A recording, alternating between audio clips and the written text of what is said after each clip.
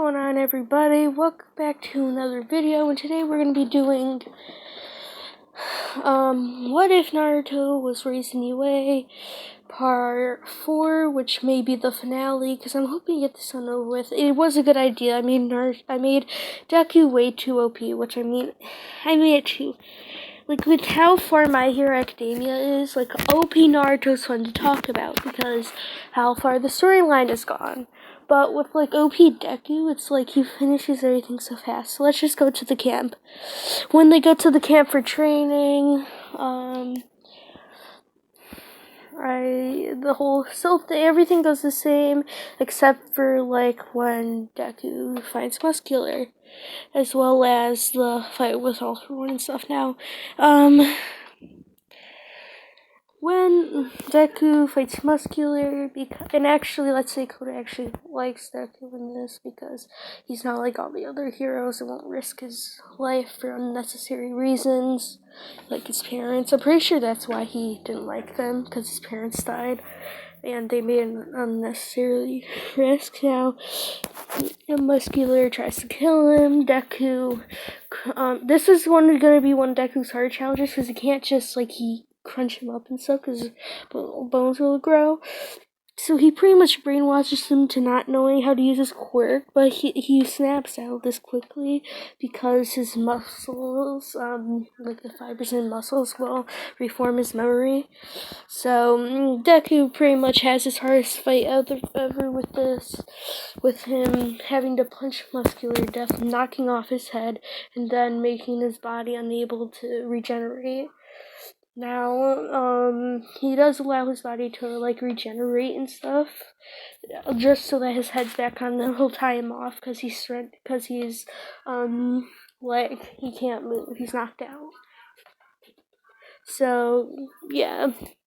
Let's see what else. And then everything else goes the same, except they don't go after... This time their challenge is to go after Bakugo, but also to kill Midoriya, one of their biggest challenges. But of course they can't, and let's say everybody in the league votes they'll kill all, except this time Bakugo. Well, no, Bakugo isn't saved. I'm doing that for my own reasons, because I like when they raid it. So now we'll go over to the raid, because really that camp was like... I was fine with the villain attack and stuff, but whatever. So, let's say that, can you stop? Romulus Ramses? Sorry, dog issues. So when All Might plans to go see Bakugo, Naruto was there, and this time, instead of, Kamui Woods or whatever, having to detain the villains, Deku this time actually just grabs them and pushes them against the wall, surrendering them all, knocked out, except for Shigaraki and, Kurogiri. He's so cool, but I always forget his name. It's such a weird name. Well, I guess I'm Japanese. Kurogiri, so yeah. That's when they're all teleported away by All For One as usual. Now, this time, All Might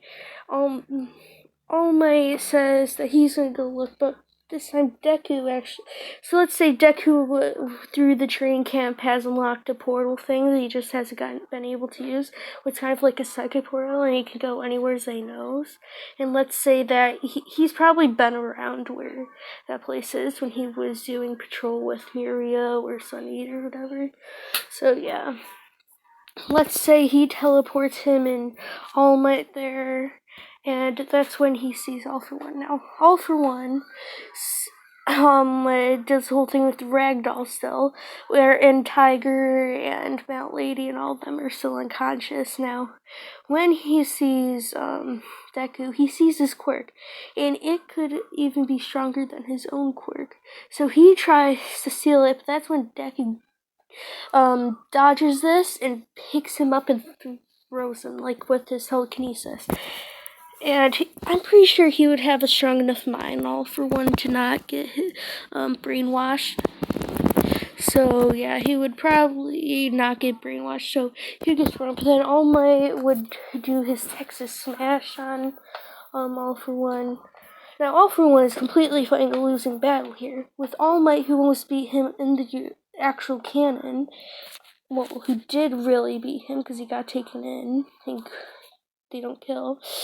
As well as what could be the second hero, if not, well, really strongest as the first, because he's stronger than Endeavor, and Endeavor is All Might and all that. So yeah, he does have a hero name, so technically he would be the second strongest hero, but he's still in UA, so they don't really commend him for that.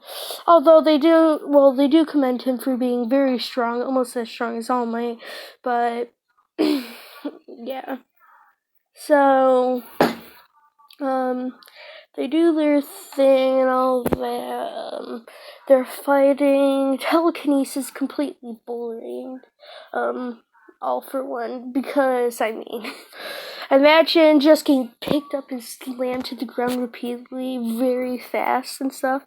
And Deku doesn't want to get up close because he does know what All for One's ability is and how he can steal quirks by touching somebody or like waving his hand out. So they end up like ripping his limbs off, with All Might still performing the United States of Smash to knock him out.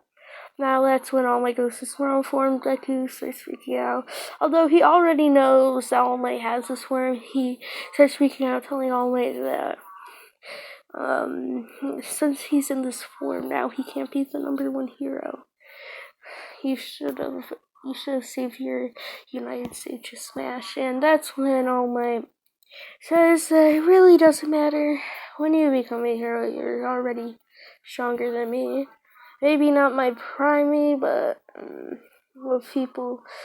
what I actually am. How I've been only using 50%, and I just wasted the rest of my one for all. So, while that happens, the whole world is shooken up by this. Bakugo is saved, and that goes normal. And I'm pretty sure that's the end of season 3, or something like that, right? Am I forgetting anything? I'm rushing through this because I want to get this What If over. I'm gonna add in What If Naruto after this, because it's just kind of like boring when it's like this. So let's say that I saw what in Midnight were worried for him, but when I saw his performance on TV against the #1 villain, they knew that he was stronger than All Might in that instance. How he was putting more work into it than All Might, and that was his hardest battle so far, even harder than Muscular. He did get a lot of injuries on him because of All for One's quirks, but I really don't want to get into that battle pretty much. So yeah, everybody in the class worry about them. Let's say this time they go for 2 months off a break because of All Might's everything happened to All Might. Oh yeah, the licensing exam. Right? No, that's season 4, right? Yeah, I'm pretty sure that's season 4. As well as season 4 is the licensing exam, as well as the whole overall thing, yeah.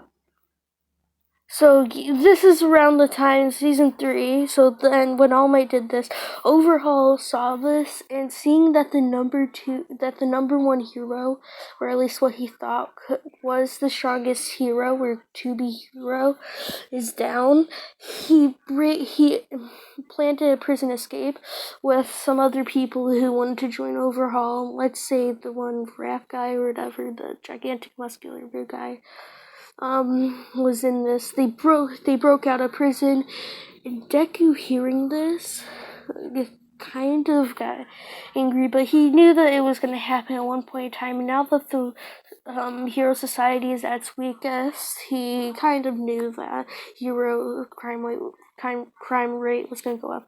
So Deku actually this time, with everybody in the world, since this was the most dangerous villain in the world, everybody in the world seeing Deku's performance, and like Deku would be a hero pretty much. He would move from the big four to being the number one hero, but let's just say that doesn't happen yet. He still has to take the licensing exam, all except they're worried about it. So they actually have this time the number two. They actually have Endeavor take on no, they still have Gang Orca.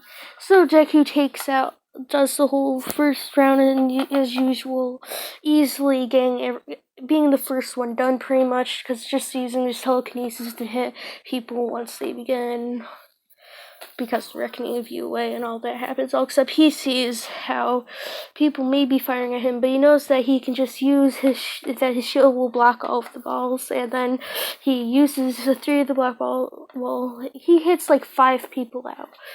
Well, not 5. Let's say everybody who attacks him, well, half the people that attack him, he hits out. Being the record in the fastest amount of time, not to mention also the first one done, and pretty much the fastest time there, the fastest time getting that many people, as well as the most people, and the first one. So yeah, he got a lot of records. And then now the next match, where they have to save people, Deku easily saves people. He knows about how to save people because of the USJ. As I told you before in part 1, he always goes to USJ, seeing 13 and all that, as well as the 1A thing. So yeah, he knows how to save people, and he gets a perfect score in that, but when Gang Orca appears, he starts multitasking. He saves a whole bunch of people still, but then once all the little baddies try to go after people, this time he actually brainwashes all the little guys, but he can't brainwash Gang Orca, of course, seeing the fact that it's Gang Orca, and his quirk, I'm pretty sure, would block that. How he has the sound waves and stuff would probably fight that back, so yeah.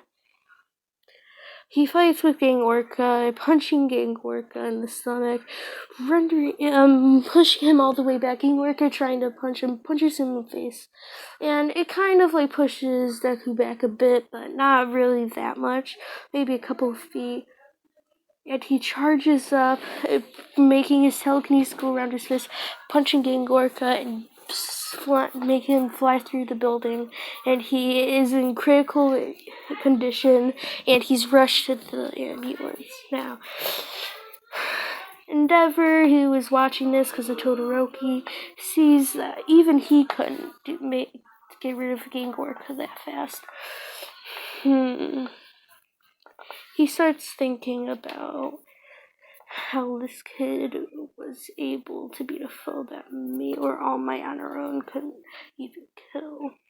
And that's when he passes pretty much, beating a whole bunch of records. Everybody in Kirin passes. I'm pretty sure. I'm gonna say these are people who don't. Aoyama, Mineta, Visible Girl, and Shoji. Should I say Shoji? No, I'm not gonna say Shoji. His quirk is okay. I mean, it's better for sneaking tactics and being the intel gatherer of a hero group.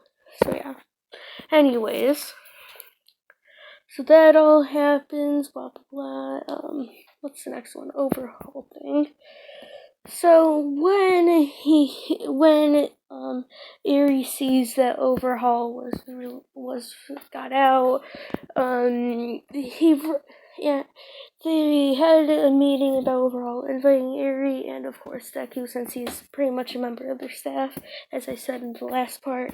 Now that's when Deku says that he'll take care of Overhaul. He put him behind bars once easily. Well, not easily. Let's say that was one of his hardest battles also, but he said that now that I'm stronger and Overhaul hasn't had the time to use his quirk, he'll be the same strength while I have been training. I'll be able to beat Overhaul. And that's when Aries says that she believes with him, and that's when Midnight states that this guy could even be stronger than that All for One guy, and that's when All makes sense saying that nobody's stronger than him. As I said before, he's been living throughout centuries with the most dangerous quirk, Overhaul. His quirk could be considered very close to his, but no, I wouldn't call him stronger. That Izuku could have been able to beat All for One. That's when they're all questioning this, but most of them agree and understand what am I talking about. So they send Deku, and let's see this time they still send like Akamezawa and all that, take care of the smaller guys. So that whole thing happens with the raid and Night Eye and all that. So this time though, when he gets there, he'll get there when Mirio's about to get shot with that tranquilizer that'll destroy his quirk, and that's when Deku this time uses telekinesis and crushes it. And when Overhaul sees Deku, he starts getting a bit afraid, remembering who's the one that put him behind bars. A mere kid put him behind bars. The strongest kid in the world, if not the strongest person, he thought. And he remembered that was the world's most dangerous villain, that he made a deal with the League of Villains to help him. Let's say this deal happened earlier, because All for One heard about Overhaul's quirk and how he wanted to get rid of quirks, which I guess All for One could pretty much agree with, because he wants to take everybody's quirks, but that'll still pretty much work, getting rid of quirks, but just giving them to himself. And if you don't remember, that's also to help future society for heroes and pretty much whole society, because remember in season 4 when Todoroki and Bakugo redid the licensing exam, except they're not going to do that again this one. What do you call it? What do I want to say?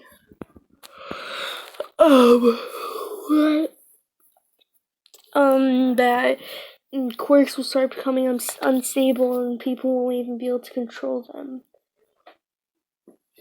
So, yeah. Sorry for all cracking. Sorry about that, I stretch. Anyways. So, he fights Overhaul the same except without All for One. Now, this One for All. This time, actually, it could be considered harder than... It's considered for him harder than All for One because he's fighting on his own, but since Mirio didn't lose his quirk, but he was still in terrible condition, so he had Night Eye take Mirio. So, and the big three were still there, but this is when Mirio runs in. Same with the other two of the big four. That's when they do their biggest combo attack. Let's call it.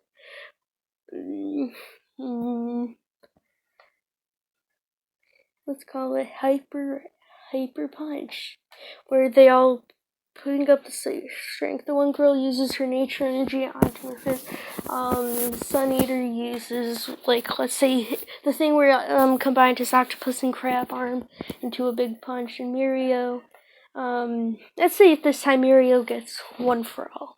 So yeah, Mirio uses One for All at, let's say, 50%, and Deku uses his telekinesis as well as his shield all the way around it, and they create a big fist-like thing surrounding them, and they punch Overhaul, breaking him and sending Overhaul to the ground. This time Overhaul actually dies instead of going to the police. and the whole Shigaraki thing happening. And this is because they made such a big attack that attack would eliminate anybody, if not injure them beyond repair. So yeah. And this is of course being broadcast live, and they see the telekinesis, and they see the big like fist wrapped around telekinesis, and they pretty much realize that this was his, as well as seeing part of all of the big four doing their biggest combo attack. So yeah, and that would probably be a big. I wonder if in canon they have like the big three have their own combo attack. Because if they were to do that, I hope it would be something like that. Except without All for One, like Mirio like holding the villain in place from like behind, slipping through a wall or something, holding them from behind when the one girl uses nature energy and wraps it around the octopus and the claw or whatever, the octopus and crab claw, and punches them, punches the villain, making them very, very injured. So anyways, yeah.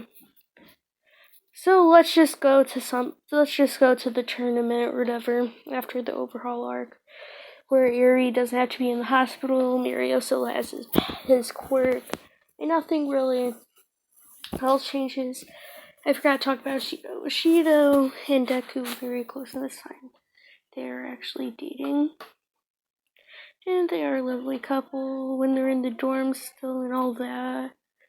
So yeah. And the whole thing with Toga going to the,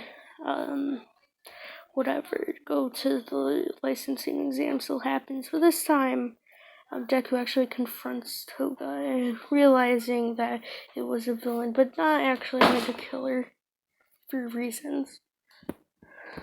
Not because he likes her or anything, just because he didn't want to. And he didn't feel like it. So yeah. This time, let's say that all the heroes fighting stuff with the Hawks and Endeavor still going at it.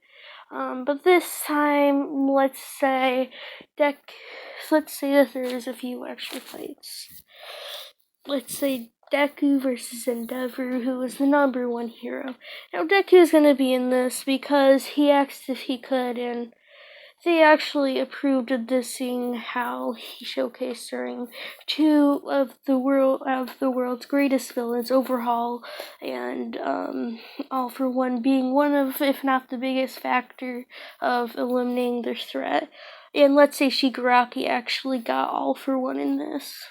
So yeah, it should be Mirio and Shigaraki thing, but we all know Deku has proven that he's a bigger, threat than Mirio, even with Mirio's quirk. So yeah. Let me think. Pretty much what happens is Endeavor versus whatever you call it, Deku. Endeavor flings fire at him, but Deku doesn't even move, and it hits him, and he's still walking through it with the shield protecting him. Now, Endeavor is kind of dumbfounded by this, not knowing about his quirk or anything, but everybody knowing about Endeavor's. I mean, he kind of knows about quirk. He thought he only had telekinesis. Now, this time, he tries to brainwashes him for a minute, punching Endeavor on the head about 3 times, making him, pushing him to the ground a lot, making a whole bunch of craters. So that's when Endeavor regains memory and tries to punch Deku. Deku grabs his hand and flinging Endeavor over his back. Now, the Hawks are seeing this, let's say, and, they know that Endeavor is probably one of the most challenging opponents, if not, because Endeavor is the number one hero. You understand. Hawks. So yeah. Deku beats Endeavor. It takes him about 5 minutes, and Deku being now the system has changed to Endeavor, who is very angry right now, being named the number 2 hero, and Deku being named the number 1 hero. Now I know I rushed this part, but I'm really getting bored. I've just made him too OP. Like, it's not enough storyline to really go out. Like, I mean, the background information towards in his training took up a whole video and some out of the second part. So yeah, that's really that's really the only interesting part about it. The other part is just like, get turned on, boy, by Deku. So hope you all enjoyed. Today I'll probably be releasing a What If Naruto. Let me think about it. I'll probably release What If Naruto was the reincarnation. I'll probably do What If Naruto was the reincarnation of multiple Otsutsuki. I've heard this from someone. Hopefully I'll figure it out by video if I remember, but hope you all have a nice day. Thank you for watching. This was the finale of What If Naruto was raised in UA.